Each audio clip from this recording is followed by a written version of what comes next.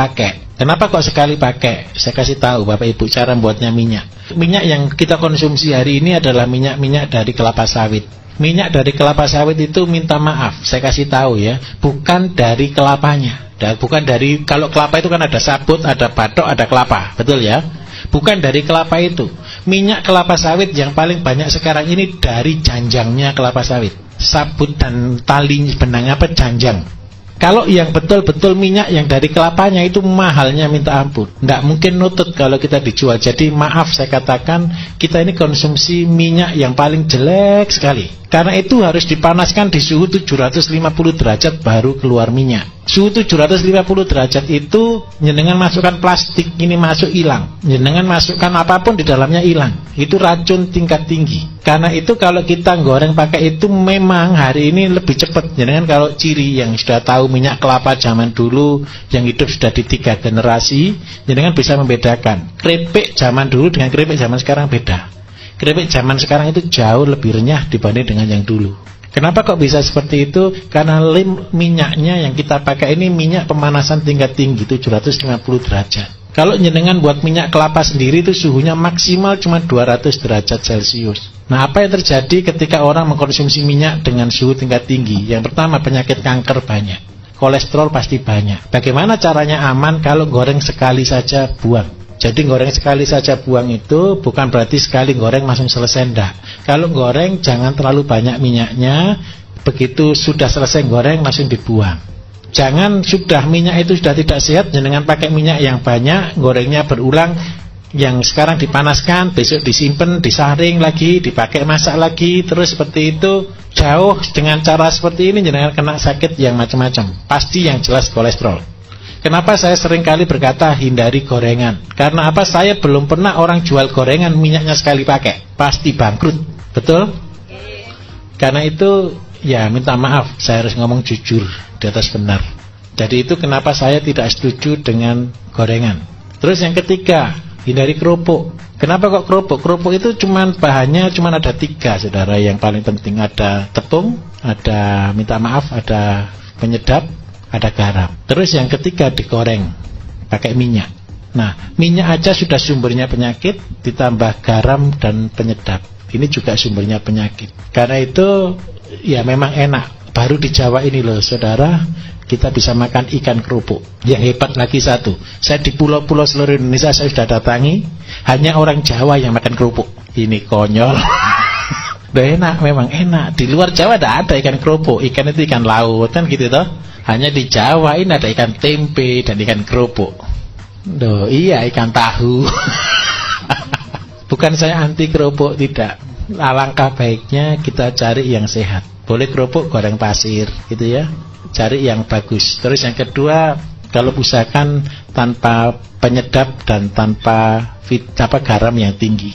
Nah, kolesterol itu penting. Jadi lemak, terus gorengan, terus sama kerupuk itu yang utama. Nah, setelah 3 ini kita tidak konsumsi, tapi kalau dulu-dulunya sudah terlanjur sakit, maka keraknya, lemaknya itu nempel di pembuluh darah.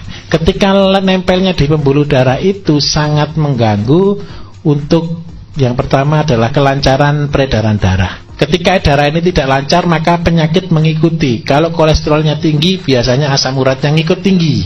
Kalau sudah asam urat dan kolesterol tinggi, maka tensinya ikut tinggi. Setelah tensinya ikut tinggi, tahu-tahu jadi stroke. Nah, kalau sudah terlanjur seperti itu, bagaimana cara mengobatinya? Yang pertama, kita harus banyak minum air putih. Kalau sudah tahu kena kolesterol, minum air putihnya betul-betul minimal 1,5 liter.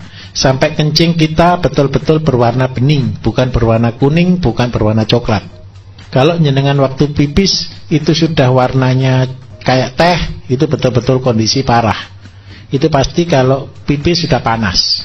Kalau sudah pipis sudah panas, itu sudah tanda kutip besok kalau kerja bawa air, kemana-mana sangu air, tidak apa-apa. Kayak anak TK lagi tidak apa-apa, sangu air. Kadang-kadang kenapa? Bukan karena mahalnya air, malesnya beli air. Iya toh, kadang-kadang kan seperti itu kan. Mending kok gitu, kadang-kadang di rumah aja mau minum aja kadang-kadang malas kok. Jadi lebih baik airnya dibawa kemana-mana biar ingat. Jadi kalau bisa berapa banyak 1 botol yang isi 1,5 liter, ketika minum bawa itu kemana-mana langsung diminum terus. 1 hari minimal harus habis 1 botol. Terus yang kedua, Jalan satu-satunya untuk membersihkan lemak di dalam peredaran darah, kita harus makan makanan-makanan yang mengandung lemak pengurai. Lemak pengurai itu ada di mana? Lemak pengurai yang pertama, bagi kolesterol, usahakan makan buah yang mengandung lemak. Contohnya apokat. Jadi Bapak Ibu yang penderita kolesterol, usahakan 1 minggu bisa makan apokat minimal 1 kali. Syukur-syukur bisa 2 kali. Itu untuk membakar. Jadi lemak yang baik itu untuk melawan lemak yang tidak baik. Kemudian yang kedua, harus dibuka salurannya. Membuka salurannya itu dengan cara apa? Paling gampang ada 2. Kenapa sih saya sarankan 2? Kalau bahan dari luar negeri banyak sekali, tapi 2 tanaman yang saya pakai andalan itu seledri dan kacang panjang. Itu sudah luar biasa. Saya kasih kesaksian Bapak Ibu. Teman saya gagal ginjal, sudah setiap minggu dia sudah, cuci darah sudah 2 kali. Kemudian dia betul-betul taat. Jadi dia betul-betul taat melakukan semuanya. Terus saya resume, saya kasih petunjuk untuk dia pakai 1 hari 1 ikat seledri, diminum 1 hari. 1 hari. Jadi dalam waktu 6 bulan dia sudah lepas dari cuci darah. Sama makan sukun. Itu sepele. Mungkin Bapak Ibu sudah sering kali dengar ini. Cuma satu kadang-kadang, tidak taatnya itu loh. Ketika jenengan taat, saya yakin pasti berhasil. Dan harusnya ketika jenengan mengikuti apa yang saya ajarkan di radio, semuanya sudah pinter semua. Jadi minta maaf, jangan jadi dukun, tapi jangan jadi dukun. Jadilah manusia sehat. Jadi kan semua resep kan ada di sana. Itu tadi. Jadi seledri dan kacang panjang. Apa cirinya? Seledri itu bentuknya pipa, kacang panjang itu bentuknya otot. Jadi kacang panjang itu adalah nutrisinya otot, seledri itu untuk membuka saluran di pembuluh darah. Itu caranya kalau kita menganalisa satu bahan. Ngerti nggih? Seledri kan kayak pipa toh? Itu memperlancar peredaran darah. Jadi jenengan kalau punya bahan macam-macam silakan berkreasi, tidak apa-apa. Oh ini bentuknya kayak otak, oh ini bentuknya kayak hati, oh ini bentuknya kayak pankreas atau kayak empedu, kayak lambung. Silakan boleh berkreasi. Itu caranya seperti itu. Nah, tinggal sekarang nutrisinya untuk otot. Otot itu neuro, saraf itu otot itu digerakkan oleh saraf. Saraf itu neuro ya, neuro ada makanannya sendiri. Apakah makanan saraf? Makanan saraf itu adalah vitamin B1, B6, dan B12. Itu adalah makanan saraf.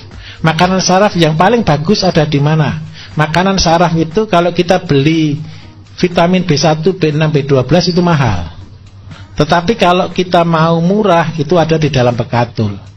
Kenapa saya sarankan mesti pakai bekatul, mesti pakai tajin? Karena apa? Disitulah makanan saraf kita.